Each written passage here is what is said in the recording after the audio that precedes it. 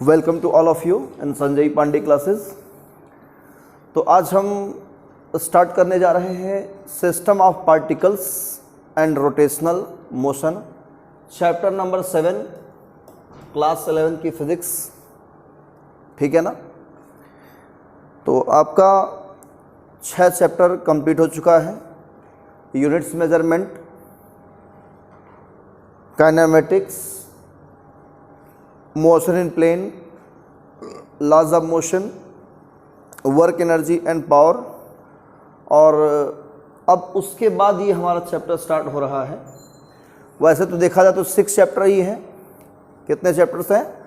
मात्र 6 चैप्टर ही है, मतलब ये 6 नंबर पे आ रहा है। और इसके पहले 5 चैप्टर्स हमने कंप्लीट किया। और फिजिकल वर्ड को अगर हिसाब से लेकर चलेंगे तो फिजिकल वर्ड के हिसाब से 7 नंबर पे आ रहा है। ठीक है, तो 7 नंबर चैप्टर कह लीजिए अकॉर्डिंग टू NCERT। तो system of particles and rotational motion, this is the new chapter. हम ये न्यू चैप्टर आज स्टार्ट कर रहे हैं। और जो बच्चे अभी तक कहीं नहीं ज्वाइन किए हैं तो वो फिर से ज्वाइन कर सकते हैं कोचिंग में, और जो भी पढ़ना चाहेंगे वो आ सकते हैं। और इसके पहले का जो भी छूटा रहेगा उनको हम कवर कर लेंगे आगे चल करके। तो एक्स्ट्रा क्लास करके हम कवर कर लेंगे। सारे लेक्चर्स रिकॉर्ड होकर के यूट्यूब पर अपलोड होते ही है, और पीछे का जो जिसका लेक्चर छूट रहा होगा वो देख सकता है। और जो बच्चा अगर कोई भी इंक्वायरी चाहता है किसी तरीके से तो व्हाट्सअप कर सकता है नंबर 9415614156 पे वो कांटेक्ट कर सकता है, व्हाट्सअप कर सकता है, कॉल कर सकता है। तो उससे पूरी जानकारी, उसको पूरी नॉलेज मिल जाएगा कैसे क्लास करनी, क्लास की टाइमिंग क्या है। तो हम स्टार्ट करने जा रहे हैं ये chapter system of particles and rotational motion. यहाँ से स्टार्ट हो रहा है। आज की डेट है, आज कौन सी डेट है? 2 सितंबर। तो 2 सितंबर से हमारा स्टार्ट हो रहा है ये। और जो बच्चे भी कहीं ज्वाइन नहीं किए ज्वाइन कर सकते हैं। तो स्टार्ट करते हैं system of particles and rotational motion. ये अपने नाम से ही इंट्रोड्यूस कर रहा है ना। सिस्टम ऑफ पार्टिकल्स मतलब पार्टिकल्स का एक सिस्टम है, उसकी स्टडी करनी है हमको। ठीक है, क्या है ये? System of particles. तो व्हाट इज द पार्टिकल्स? तो सबसे पहले हम हेडिंग क्या डालेंगे, क्या लिखेंगे? पार्टिकल्स। ठीक है ना। तो पार्टिकल्स क्या होते हैं वो जानेंगे पहले, फिर पार्टिकल्स का सिस्टम स्टडी करेंगे। और इसमें हम लोग सबसे इंपॉर्टेंट पॉइंट है सेंटर ऑफ मास। क्या पॉइंट है? Centre of mass. Very important concept है सेंटर ऑफ मास, बहुत ही इंपॉर्टेंट कॉन्सेप्ट है ये। और ये मुझे लगता है कि सेंटर ऑफ मास अगर आप लोग सीख लेंगे तो जो बॉडी मोशन कर रही है, कोई बॉडी रोटेट करते हुए मोशन कर रही है, उसके बारे में एग्जैक्ट आपको कॉन्सेप्ट क्लियर हो जाएगा और पूरा इसका पिक्चर माइंड में क्लियर हो जाएगा। सबसे बढ़िया है सेंटर ऑफ मास, है ना। तो mass, centre of acceleration, centre of velocity, मतलब मास, जो सेंटर ऑफ मास होगा उसकी वेलोसिटी क्या होगी। जैसे कि मान लो ये मार्कर है, अगर हम इसको रोटेट कराते हुए फेंकते हैं कुछ इस तरीके से, ये ऊपर मोशन करते हुए ऊपर जा रही है। ठीक है ना। तो इसका आप देखेंगे ईच पार्टिकल क्या कर रहा है? सर्कुलर मोशन करते हुए ऊपर जा रहा है। तो कौन सा पार्ट ऊपर जा रहा है एक्चुअल, अगर आप ऑब्जर्व करेंगे तो कौन सा पार्ट ऊपर जा रहा है रोटेट करते हुए? तो इसका सेंटर ऑफ मास जो होगा वही ऊपर की तरफ मोशन कर रहा है, एक कांस्टेंट वेलोसिटी से आप कह सकते हो। किसी वेलोसिटी से या वेलोसिटी चेंज अगर भी हो रही है तो भी कह सकते हैं कि इसका सेंटर ऑफ मास किधर जा रहा है? ऊपर की तरफ जा रहा है। बट इसके सभी पार्टिकल्स क्या कर रहे हैं? रोटेशनल मोशन, सर्कुलर मोशन करते हुए क्या कर रहे हैं? आगे की तरफ मूव करते चले जा रहे हैं। ठीक है ना। तो centre of mass vary important concept. ठीक है ना। तो सेंटर ऑफ मास पढ़ेंगे, पार्टिकल क्या होता है, पार्टिकल का सिस्टम पढ़ेंगे और उसका निकालेंगे सेंटर ऑफ मास। तो पार्टिकल क्या है? पार्टिकल वो चीज है जिसकी साइज क्या हो? नेग्लिजिबल हो। साइज क्या हो? नेग्लिजिबल। साइज नेग्लिजिबल हो और कुछ मास हो, सम मास। ठीक है ना। जिसका साइज क्या हो? नेग्लिजिबल हो और उसके पास क्या हो? कुछ मास हो, तो उसे हम लोग क्या कहते हैं? पार्टिकल्स कहते हैं। क्लियर? क्या कहेंगे उसे? पार्टिकल्स। अब क्या पढ़ना है? System of particles. तो मतलब जब कई पार्टिकल्स मिलते हैं तो एक सिस्टम बनता है। ठीक है ना। जब कई पार्टिकल्स बनते हैं, इकट्ठा होते हैं, कलेक्ट होते हैं, ज्वाइंट होते हैं, इंटरैक्ट होते हैं, तो क्या बनता है हमारा, पार्टिकल्स बनता है। क्लियर है ना। तो चलिए इसको हम थोड़ा सा आगे ले चलते हैं, और सबसे इसमें पहले हेडिंग हमारी क्या बनेगी अब, तो ये फर्स्ट लेक्चर है इसका, है ना। तो हेडिंग रहेगा centre of mass, centre of मास। क्या होता है centre of mass? Centre of mass एक पॉइंट होता है। क्या होता है? एक पॉइंट, एक ऐसा पॉइंट जहां पर होल मास, बॉडी का होल मास कंसंट्रेट होता है। मतलब वहीं पर सारा मास आपको फील होगा कि मास इसका यहां पर बहुत ज़्यादा है। मतलब पूरे बॉडी का मास वहीं इकट्ठा होता है, वहीं कलेक्ट होता है, वहीं कंसंट्रेट कह लीजिए, ठीक है ना। मान लो ये मार्कर है, मान लो कोई पेन है ना, इसका यहाँ का मास कुछ और होगा, इस पॉइंट का मास कुछ और होगा, इस पॉइंट का, इस पॉइंट का, इस पॉइंट का मास, डिफरेंट पॉइंट का मास अलग अलग आपको मिलेगा। लेकिन पूरे मार्कर का जो मास होगा एक पॉइंट पर आपको मिलेगा, वहीं पर आपको मास मिलेगा। एक ऐसा पॉइंट होगा, इस पूरे पेन का मास उसी पॉइंट पर कंसंट्रेट होता है, ठीक है ना।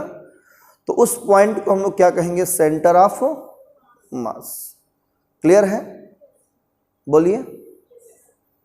तो पहला काम करिए, आप लोग हेडिंग डालिए सेंटर ऑफ मास और इसका डेफिनेशन लिखिए। डेफिनेशन क्या लिखेंगे इसका? A point at which whole mass of the body is to be concentrated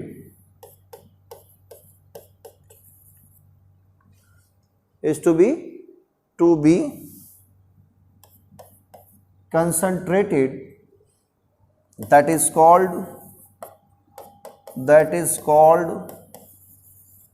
center of mass. Centre of,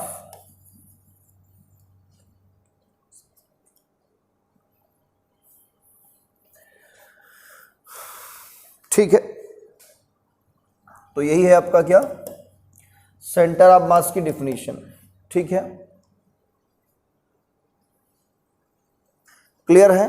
that is called to be, या that is called centre of mass. एक point है और कुछ नहीं है। जैसे अगर मैं बात करूं सिंपल सा, ये जैसे कि हम ले लेते हैं, ये एक मान लो सर्कुलर या स्फेरिकल बॉडी है। ये कैसी बॉडी है? Spherical body. कोई पूछे इसका सेंटर ऑफ मास कहाँ पे होगा, या रिंग है कोई, मान लो इसका सेंटर ऑफ मास कहाँ पे होगा, तो कहोगे इसका जो सेंटर होगा वही सेंटर ऑफ क्या होगा, इसका मास होगा। क्लियर ना? सेंटर ही क्या होगा, इसका सेंटर ऑफ मास। और जैसे मान लेते हैं कोई रॉड है, क्या है, रॉड। एक मान लो कोई रॉड है, इसका सेंटर ऑफ मास कहाँ पे होगा, इसका जो मिड पॉइंट होगा वहीं पे इसका क्या होगा, सेंटर ऑफ मास होगा, है ना। और जैसे मान लो कोई ये कोई टी शेप है, क्या शेप है, टी शेप कोई बॉडी है, इसका सेंटर ऑफ मास कहाँ पे होगा,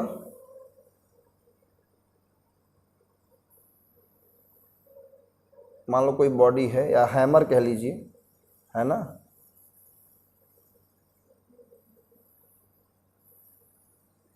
इसका सेंटर ऑफ मास कहाँ पे होगा,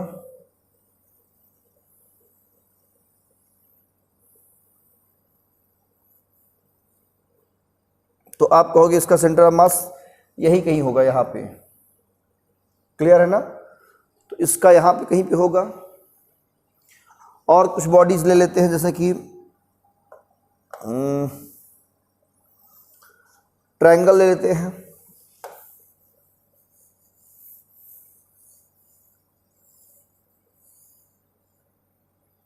ठीक है, ट्रायंगल का सेंटर ऑफ मास कहाँ पे होगा, इसका है कहीं सेंटर होगा, यहाँ पे कहीं होगा जहाँ पे मीडियंस इंटरसेक्ट करते हैं दूसरे का, है ना। ये सब क्या होंगे, सेंटर ऑफ मास होंगे इसके। और जैसे हम ले लेते हैं कोई भी चीज़,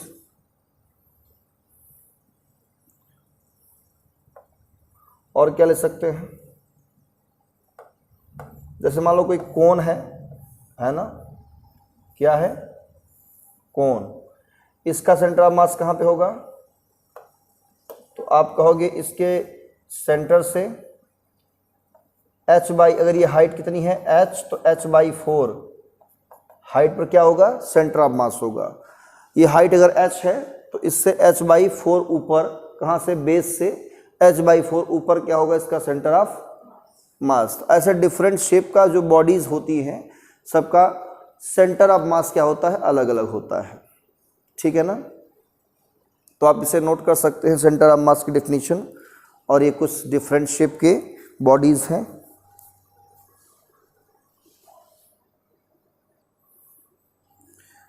तो आपने देखा कि डिफरेंट बॉडीज़ का जो सेंटर ऑफ मास होता है वो क्या होता है, डिफरेंट होता है। जैसे हमने कहा ये पेन है, ये स्ट्रेट है ना, बिल्कुल एक रॉड की तरह है, तो इसका जो सेंटर ऑफ मास होगा कहाँ पे होगा, बीच में होगा। अगर मैं इसको ऐसे फेंकता हूँ, ऐसे देखो, ऐसे मैं फेंक रहा हूँ, है ना, तो इसका एक एक पार्ट जो है इसे रोटेट करते हुए ऊपर जा रहा है। लेकिन एक चीज़ आपको फील आ रहा होगा कि इसका एक कोई ना कोई एक पॉइंट है जो बिल्कुल सीधे जा रहा है। बोलो, देखो ऐसे जा रहा है ना, देखो कोई चीज़ ऊपर जा रही है, सीधे बिल्कुल नीचे आ रही है। वो क्या है मालूम है, centre of mass, that is the centre of mass.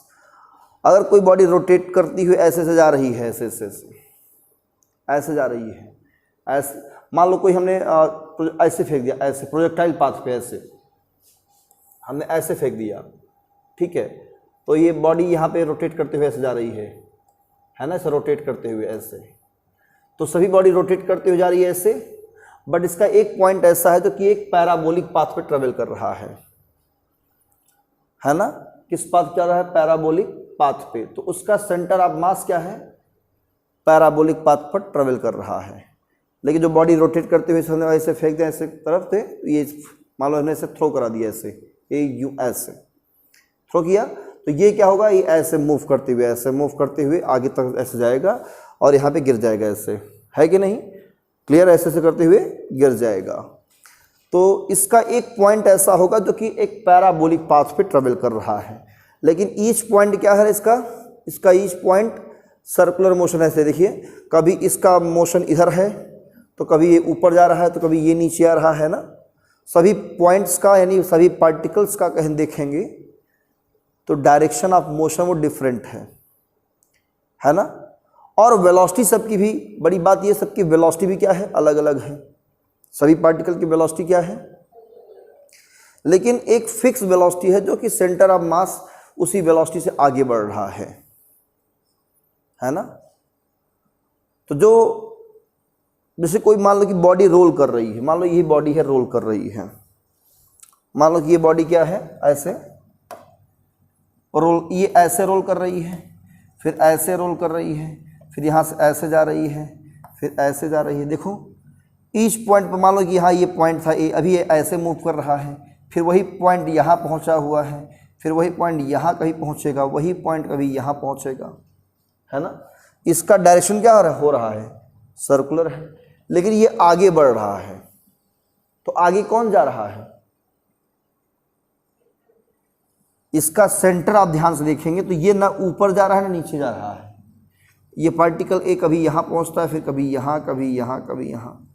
Each point पर हो सकता है वेलोसिटी भी क्या हो, डिफरेंट हो, लेकिन इसका जो सेंटर ऑफ मास है आप ध्यान से देखेंगे ना तो ये सीधे जा रहा है।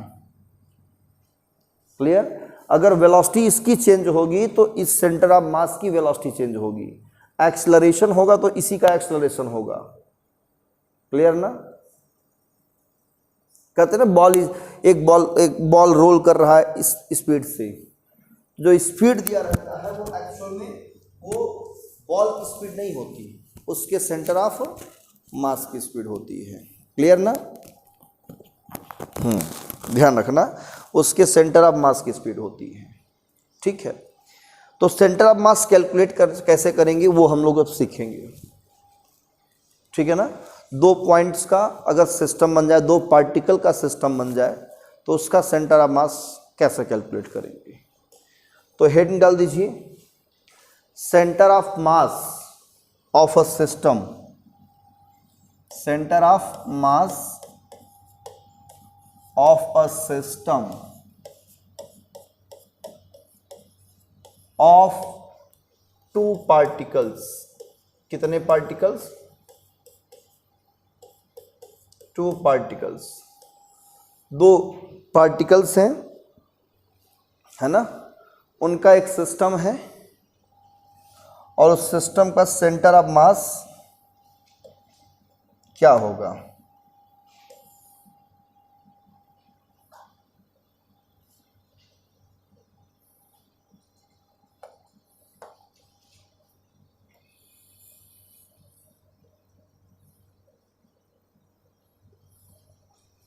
ठीक है,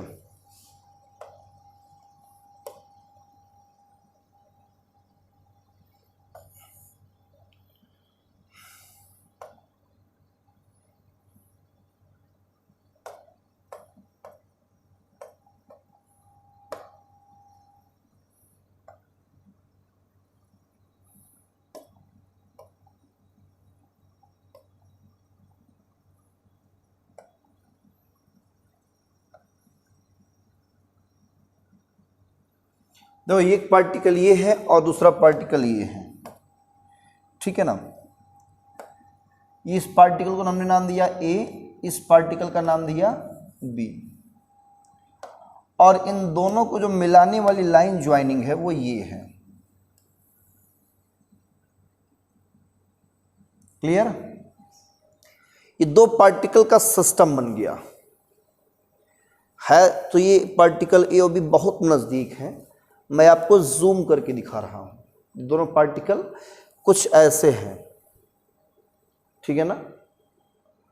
तो बताइए इनका सेंटर ऑफ मास कहाँ पे क्या होगा, कहाँ पे होगा सेंटर ऑफ मास।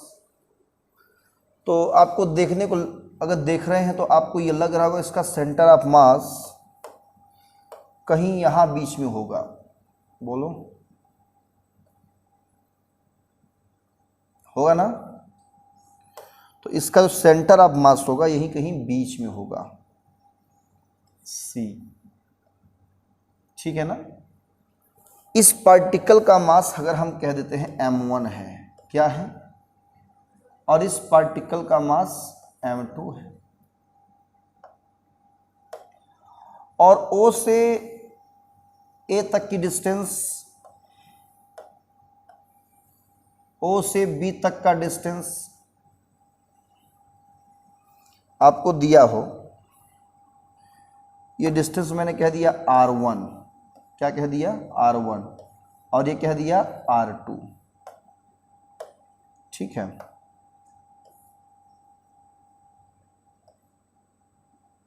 यह है वेक्टर r1, यह है वेक्टर r2। तो OA क्या है, एक पोजीशन वेक्टर है, OB भी क्या है, एक पोजीशन वेक्टर है। तो इसे हम वेक्टर r1 कहेंगे, इसे वेक्टर r2 कहेंगे। ये O के रेस्पेक्ट में पहले वाले पार्टिकल का पोजीशन है, मतलब O से A वाला पार्टिकल कितना दूर है ना, B वाला पार्टिकल O से कितना दूर है, वेक्टर r2 वेक्टर r1 कहेंगे। मास m1 और m2 है, क्लियर ना। तो इस सिस्टम का AB क्या है, एक सिस्टम है, इसका सेंटर ऑफ मास COM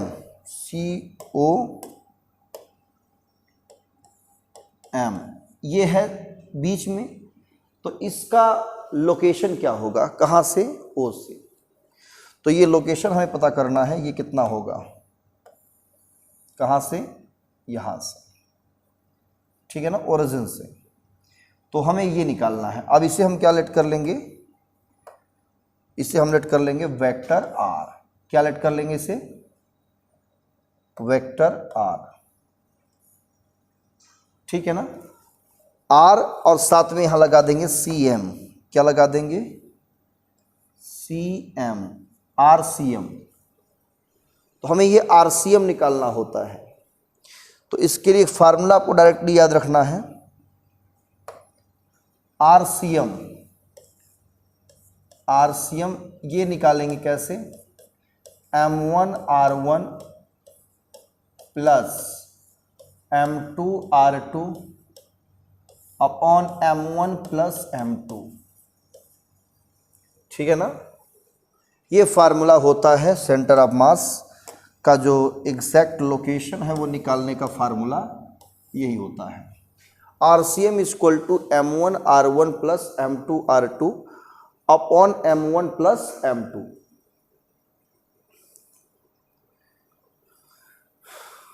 ठीक है, RCM equal to M1R1 plus M2R2 by M1 plus M2। Different mass के हैं और इनका पोजीशन O से क्या है, अलग अलग है। ये आपका X एक्सिस है और ये क्या है, Y एक्सिस है, ठीक है ना, क्लियर है।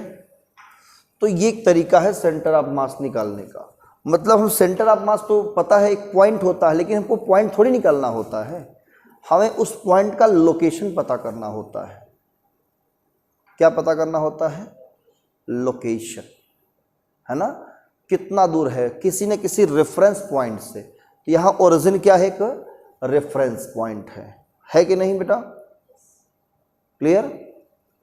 अब ये कैसे निकालोगे, आरसीएम ये हो गया, चलो ठीक है। ये तो अगर पोजीशन R1 R2 दिया है तो हम ऐसे निकाल लेंगे, है ना। अगर दोनों का मासेस सेम हो तब क्या होगा, मैं यहां लिख सकता हूं, if M1 is equal to M2 हो, और इसे हम क्या मान लेंगे, M, लेट, देन तब RCM कैसे निकालेंगे, RCM निकालेंगे, वहां M रखेंगे, कॉमन हो जाएगा, M vector R1 plus vector R2, यहाँ M प्लस M कितना होगा, 2M, M से M कैंसिल होगा, तो फाइनली हमें RCM कितना मिलेगा, RCM vector R1 plus vector R2 upon 2, ये मिल जाएगा हमें। जब मास सेम अगर होगा तो ये हम ऐसे कैलकुलेट करेंगे सेंटर ऑफ मास, ठीक है ना। कोई कंफ्यूजन, तो ये है R1 R2, तो ये पोजीशन वेक्टर के फॉर्म में है। अगर कभी कभी आपको पॉइंट A और B का पोजीशन वेक्टर ना दिया हो और कोऑर्डिनेट दिया हो, क्या दिया हो, कोऑर्डिनेट, तब क्या करेंगे उस कंडीशन में,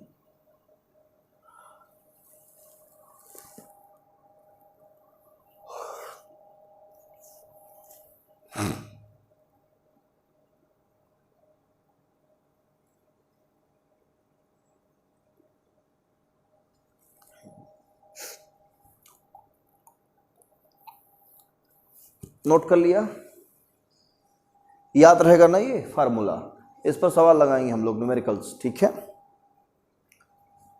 चलिए आगे बढ़े, अब तो हम इसे आगे बढ़ना चाह रहे हैं। अब ए और बी का कोऑर्डिनेट दिया हो, ये R1 R2 ना दे करके कोऑर्डिनेट दिया हो, उस कंडीशन में क्या करेंगे हम लोग, तब सेंटर ऑफ मास कैसे कैलकुलेट करेंगे, है ना। तो बेस यही है आपका, बेस, और इसी पर बेस, मतलब यही बेस मान करके हम कैलकुलेट करेंगे सेंटर ऑफ मास, अगर कोऑर्डिनेट के फॉर्म में दिया हो तो। चलिए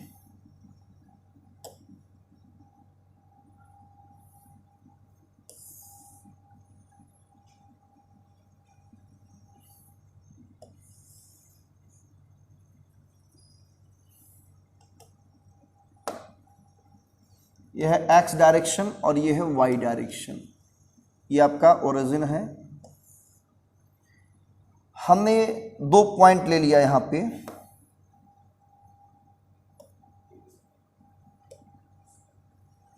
ठीक है।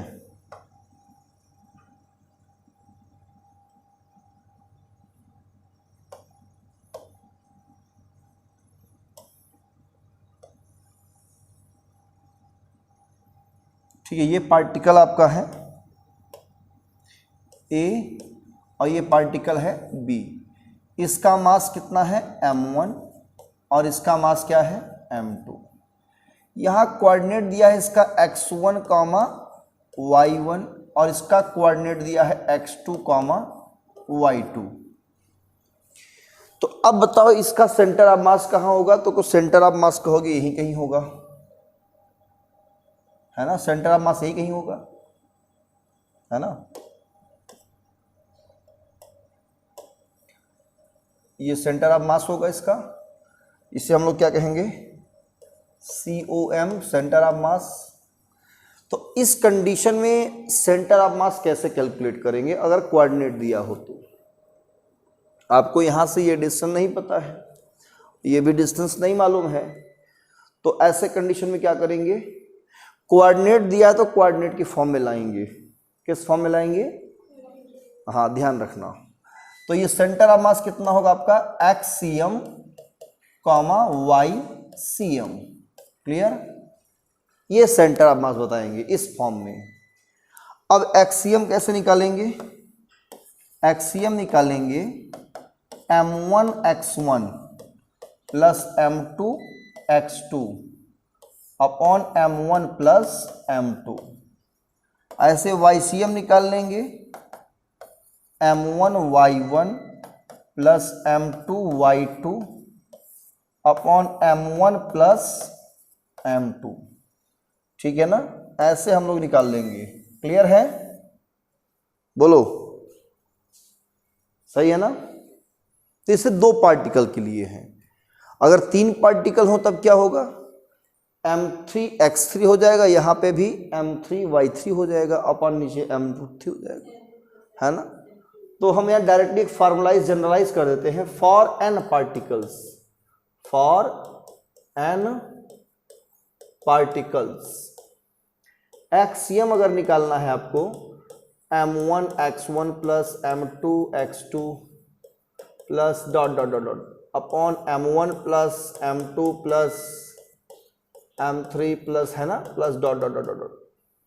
ऐसे YCM निकाल लेंगे m1y1 plus m2y2 plus dot dot dot dot upon m1 plus m2 plus m3 plus dot dot dot dot. ऐसे निकाल लेंगे। अगर n पार्टिकल्स हो, मतलब 3 4 5 कुछ भी हो, तो ऐसे हम निकाल लेंगे, क्लियर है ना। ये तो सिर्फ दो के लिए है, कितने के लिए है, दो के लिए। तो ये पोजीशन दिया है, कोऑर्डिनेट दिया है, तो इस फॉर्म में करेंगे, ठीक है।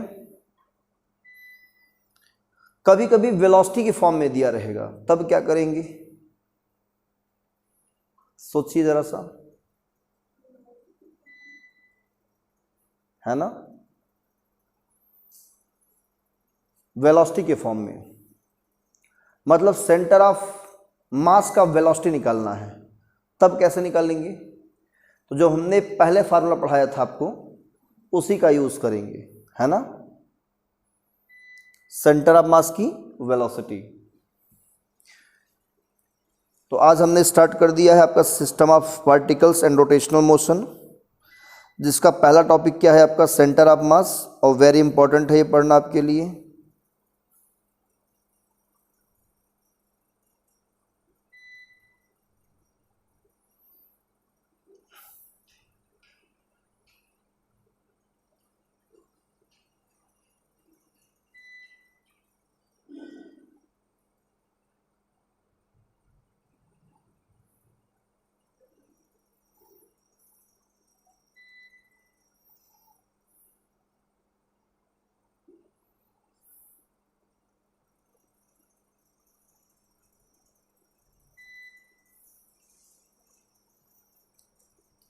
हो गया।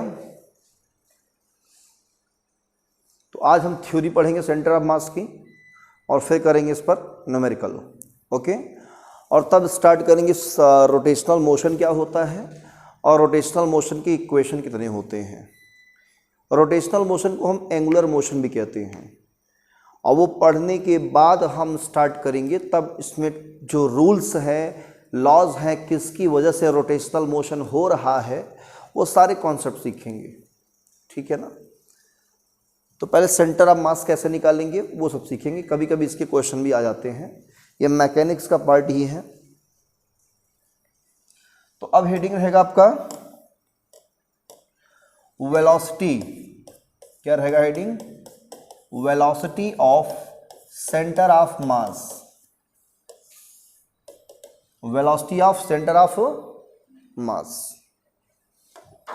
वी नो दैट, आप भी जस्ट जानते हैं, पढ़ चुके हैं, we know that centre of mass RCM क्या पढ़ा है, M1 R1 M2 R2 upon M1 plus M2, ठीक है,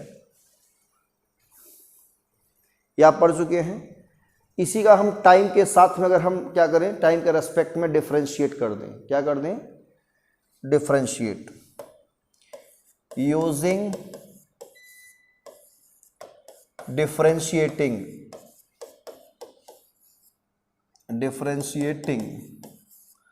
with respect to T, time के रेस्पेक्ट में क्या करेंगे, हम इसे डिफरेंशिएट करेंगे। तो क्या लिखेंगे, D D T of vector RCM, यहां पे M1 by M1 plus M2 बाहर कर लेंगे, D D T of M1 vector R1 plus M2 vector R2, ये लिखा जाएगा। क्लियर है ना भाई, 1 बाई M1 प्लस M2 क्या है, कांस्टेंट है, वो बाहर कर लेंगे इसको। अब इसको अंदर जब भेजेंगे तो M1 कांस्टेंट होगा, बाहर होगा, DDT ऑफ R1 और DDT ऑफ R इसके साथ भी हो जाएगा। बोलो भाई, इसका जो होगा वो अंदर इसके साथ भी होगा और इसके साथ भी होगा, बोलो होगा नहीं होगा, क्लियर है ना। हम इसे अब ध्यान दो, जो ये हमारा क्या है, ये DDT ऑफ RCM, ये जो टर्म है इसे हम लोग कहते हैं, ये पोजीशन है एक तरह से, क्या है, पोजीशन है, यानी डिस्प्लेसमेंट है किसका, सेंटर ऑफ मास का, और ये डिस्प्लेसमेंट अपॉन टाइम क्या होगा, वेलोसिटी हो जाएगा। यानी ये जो हमारा पार्ट है वो वेलोसिटी ऑफ सेंटर ऑफ मास हो जाएगा, VCM लिखेंगे, क्या लिखेंगे इसे, हाँ इसे हम लिख सकते हैं VCM ऐसे, और 1 बाई M1 प्लस M2 इसको अलग लिखेंगे, थोड़ा सा स्पेस कम है मेरे पास यहाँ पे,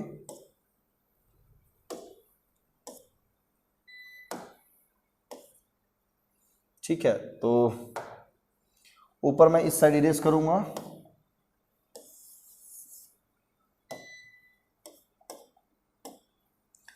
तो ये DDT of M1 vector R1 plus DDT of M2 vector R2, कुछ ऐसा लिख सकते हैं, बोलो लिख देंगे ना ऐसा भाई, उसको अंदर भेज दिए। अब इसमें क्या होगा, इसमें जो हमारा ये है M1, जब ये सॉल्व करें M1 कांस्टेंट है, बाहर कर लेंगे, यहाँ M2 कांस्टेंट है, बाहर कर लेंगे, रहेगा ब्रैकेट में ही, बाहर नहीं जाएगा बेटा, है ना। तो मैं इस साइड इरेज कर दूं, ये कंप्लीट इरेज कर देता हूं, अब कोई काम नहीं है इसका। तो यहाँ पे 1 by M1 plus M2, M1 D vector R1 upon DT ऐसे हो जाएगा, M2 D vector R2 upon DT ऐसे हो जाएगा। ये भी displacement upon time, displacement upon time velocity होगा, ये पहले वाले पार्टिकल का वेलोसिटी होगा, ये दूसरे वाले पार्टिकल का वेलोसिटी होगा, इसे आप V1 कहोगे, इसे V2। तो फाइनली क्या आएगा, VCM हमारा, velocity of centre of mass कितना आएगा, M1 vector V1 plus M2 vector V2 upon M1 plus M2, ये हमारा आ जाता है आपका velocity of centre of mass. Okay, तो कभी कभी इस पर भी सवाल लग जाता है, ये सब सेंटर ऑफ मास का ही कैलकुलेट कर रहे हैं।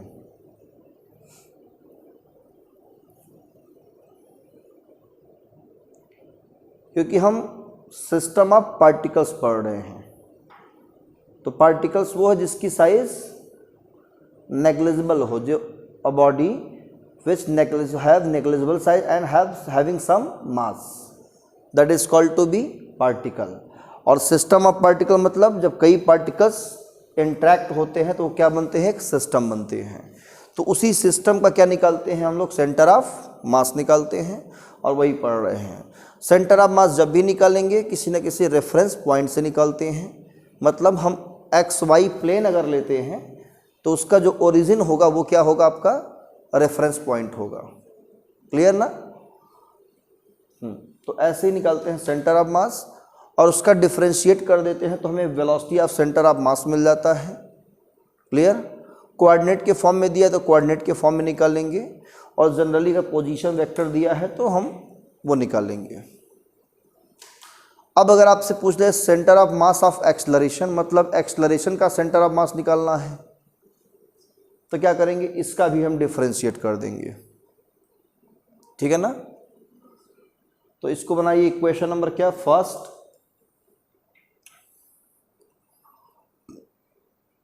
अब इसे लिखिए using again differentiation, using again differentiation with respect to time, using again differentiation with respect to time। इसका हम फिर से क्या करेंगे बेटा, डिफरेंशिएशन करेंगे। डिफरेंशिएशन आता है ना, बोलो, सिखाया है ना डिफरेंशिएशन? हाँ, तो टाइम का रेस्पेक्ट करें तो D D T of V, velocity upon time क्या होता है, एक्सलरेशन होता है। बोलो, the rate of change in velocity is called acceleration. तो डी डी टी ऑफ, ये जो velocity of centre of mass है ऐसे लिख देंगे, और डी डी टी ऑफ ये सब के साथ लग जाएगा m1 v1 ऐसे लगेगा, plus D D T of m2 v2 ऐसे हो जाएगा, अपॉन m1 प्लस m2। उसमें से m1 बाहर हो जाएगा, dv1 बचेगा, और वो वेलोसिटी अपॉन टाइम क्या होगा, एक्सलरेशन। और ये क्या हो जाएगा, centre of mass of acceleration, है ना? यानी वेक्टर ए सी हम लिखेंगे। क्या लिखेंगे, m1 vector a1 plus m2 वो वेक्टर a2 हो जाएगा, अपॉन m1 प्लस m2। बोलो क्लियर है? ये कैसे आया, क्लियर है भाई? m1 कांस्टेंट बाहर करेंगे, dv1 अपॉन dt बचेगा, उसे a1 कह देंगे, और वहाँ m2 बाहर करेंगे, dv2 अपॉन dt को हम लोग क्या कहेंगे, a2 कह देंगे। तो m1 a1 plus m2 a2 by m1 plus m2। ये सेंटर ऑफ मास का क्या है, एक्सलरेशन है। आप नीचे मेंशन कर दीजिएगा, this is acceleration, acceleration of centre of मास। ठीक है ना? ये क्या है, एक्सलरेशन है सेंटर ऑफ मास का। ये दो पार्टिकल्स की मैं बात कर रहा हूं, सिर्फ कितने पार्टिकल की, दो पार्टिकल्स की। इतने कॉन्सेप्ट सेंटर ऑफ मास के हैं, और इसी कॉन्सेप्ट से क्या कर सकते हैं आप, पूरा न्यूमेरिकल्स जो है इसमें जितने भी हैं न्यूमेरिकल्स सेंटर ऑफ मास के, वो आप सॉल्व कर सकते हो, है ना? कभी कभी कोऑर्डिनेट x1 y1 z1 तीन पार्ट में दिया हुआ है ना? मतलब 3 कोऑर्डिनेट में दिया है, x1 y1 z1, x2 y2 z2, x3 y3 z3। तो इसको मैं मेंशन करा दे रहा हूँ। तब सेंटर ऑफ मास कितना होगा, लिखिए, if a system has 3 particles, system has 3 particles A B C। ए के आगे लिखना x1 y1 z1, बी लिखना x2 y2 z2, x3 y3 z3। Clear? If a system has 3 particle A B C, ए के आगे लिखना, बी के आगे ये लिखना C। ठीक है ना? मतलब ए का कोऑर्डिनेट दिया हुआ है, बी का कोऑर्डिनेट दिया है, सी का कोऑर्डिनेट दिया हुआ है। Clear? Then it's centre of mass, इसका सेंटर ऑफ मास कितना होगा? कहोगे XCM comma YCM comma ZCM. बोलो सही है? क्या लिखोगे? XCM comma YCM comma ZCM. If masses are m1 m2 and m3 then XCM निकालेंगे कैसे? m1 x1 plus m2 x2 plus m3 x3 upon m1 plus m2 plus m3 and YCM कैसे निकालेंगे? m1 y1 plus m2 y2 plus m3 y3 upon m1 plus m2 plus m3। ZCM कैसे निकालेंगे? m1 z1 m2 z2 plus m3 z3 upon m1 plus m2 plus m3। Clear है? ऐसे निकाल करके हम coordinate बता देंगे एक्सियम कामा YCM कामा जेडसीएम। दो कोऑर्डिनेट के फॉर्म में दिया है ना? एक्स और वाई में दिया है तो सेंटर ऑफ मास भी क्या होगा? एक्स और वाई में ही आएगा। एक्स वाई जेड तीनों में दिया है तो सेंटर ऑफ मास भी किस में आएगा? एक्स वाई जेड तीनों में आएगा। क्लियर? तो तीनों का हम अलग अलग क्या निकालेंगे? सेंटर ऑफ मास निकालेंगे और एक कोऑर्डिनेट के फॉर्म में पेश कर देंगे। जैसा कोऑर्डिनेट के फॉर्म में दिया है उसी फॉर्म में हम आंसर बता देते हैं। क्लियर है? तो सेंटर ऑफ मास कहानी इस फर्स्ट लेक्चर में, सेंटर ऑफ मास का जो स्टोरी है, जो टॉपिक था, थ्योरी जितनी थी वो सारी हमने इस लेक्चर में समाप्त कर दी है। अब करेंगे इसके कुछ न्यूमेरिकल्स, ठीक है ना, सेंटर ऑफ मास के। और इसके बाद हम स्टार्ट करेंगे इसमें जो सेकेंड लेक्चर जब आएगा हमारा नेक्स्ट क्लास में, तो नेक्स्ट क्लास में हम लोग सीखेंगे रोटेशनल मोशन क्या होता है और रोटेशनल मोशन के कितने इक्वेशन बनेंगे, उसे कैसे प्रूफ करेंगे वो सीखेंगे और उस पर न्यूमेरिकल सीखेंगे। ठीक है ना? इस तरह से हम लेक्चर वाइज कई लेक्चर में इस चैप्टर को सीखेंगे। तो आज का ये स्टार्ट हो गया है और जो बच्चे अभी ज्वाइन नहीं किए वो ज्वाइन कर सकते हैं और बहुत इंटरेस्टिंग चैप्टर है ये।